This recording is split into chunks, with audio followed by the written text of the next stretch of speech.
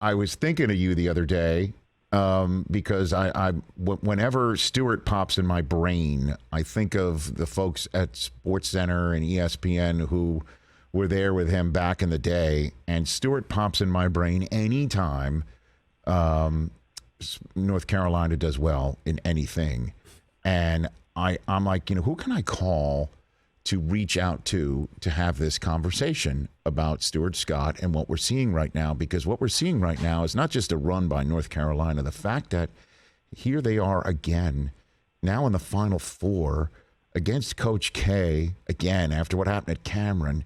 And this could be Coach K's last game or not. And it's their first Final Four appearance. This is off the charts. And I'm like, I got to call Scott and just throw that in your lap, which I just did.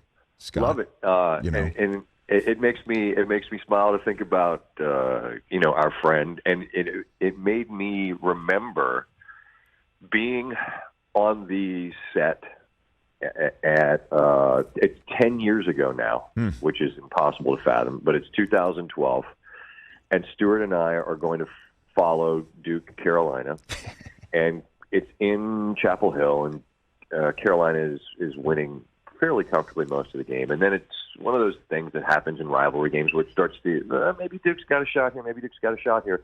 Well, Austin Rivers hit the shot.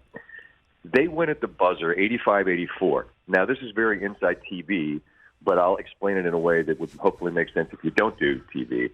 When you're following a live event and the director gets in your ear, the IFB, the thing that's in your ear, and says, next count to us, what that means is the event is live. It just hit this miraculous shot, but in 20 seconds, you're on. And Stuart and I are meant to follow this game. And it's got a massive audience because the game's incredible. And Carolina has just lost like this. And their next count's to us, and they're counting it down. And Stuart and I are just standing there, silence. And I look at him, and I say, if you leave, I'll understand. And I said, if that happened to Maryland, I'm gone. I'm leaving now. And he's like, no. He's like, no. He just gives you like that. Like he gave you like put his hand down. Yeah, I'm good. And of course, the red light comes on, and no one's better. And he managed to just eat that gigantic L that Duke cooked up for him. And we did a show, and I just was smiling and laughing thinking about that because there's nothing you can do. When you have when the world knows, and you do it with Michigan, I do it with Maryland, he did it with Carolina. We're all from somewhere. That's where we're from. Yes.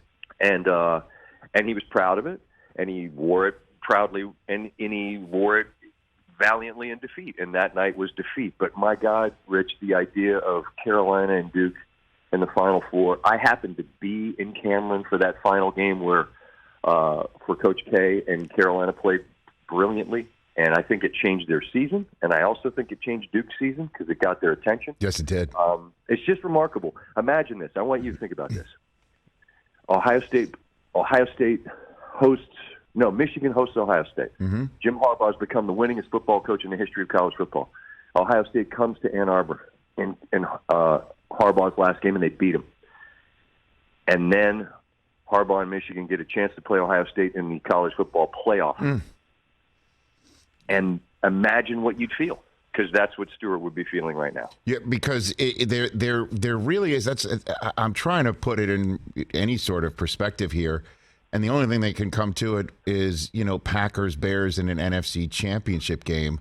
Although that wound up in the hands of Caleb Haney a couple years ago. All due respect. I should have front loaded it because that does sound disrespectful the way I said it. Right. And then Yankees, Red Sox, ALCS, but it wasn't like the end of Torrey's career, and I don't even know if Torrey, even with all that winning, he wasn't there for 40 years like Coach K, and isn't the winningest manager in the history of baseball. Like, right. You can't. I don't know if this is any comparison.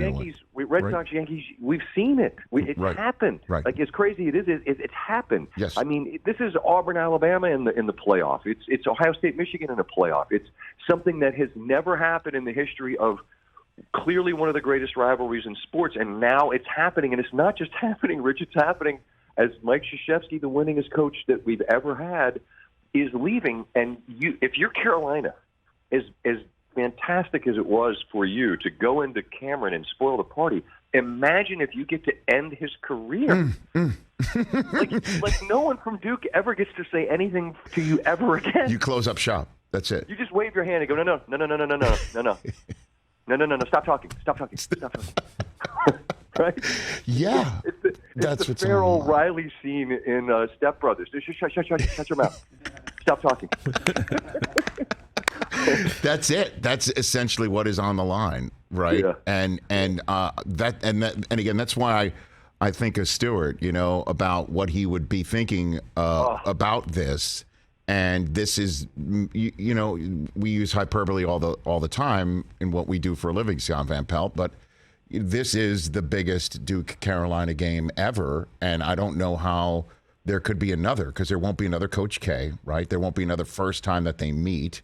I mean, Hubert Davis being involved in it is an interesting plot twist, for sure. But this is the biggest Carolina-Duke game ever, and there won't be another like it. You could make that case easily. No, and then the fact that the other game, right? Like Villanova and Kansas are, I mean, and this is I don't know if it's even a debate necessarily, but I mean, yes. as the Blue Bloods go, Nova's new to it in a sense because they don't have the history that dates back 60 years or whatever. But I mean, when you're top 10 all time in Final Fours and you're top 10 all time in titles won, then in my opinion, you're a Blue Blood. Jay Wright, I think, is the next K in the sense of a guy that never has to leave where he is for anything, and I think will be the statesman of the game from where he is for as long as he chooses to be there. But what I'm getting at is it's them against Kansas, who's also on that list of team that's won a ton of titles and has gone to a boatload of Final Fours, and they're sort of like the other game, right? Yeah. I mean, they're massive programs who won titles, in recent memory, and yet it's Carolina and Duke at 9:40 on a Saturday night in New Orleans. My God, it's like, look, we are guilty of hyperbole, and Lord knows, you worked here, I do work here. We're capable of making it a bit nauseating at times, right, at the shop, right? Because the tonnage of conversation about it just gets to be like enough. But in this case, if anything's justifying it in sports, this justifies it.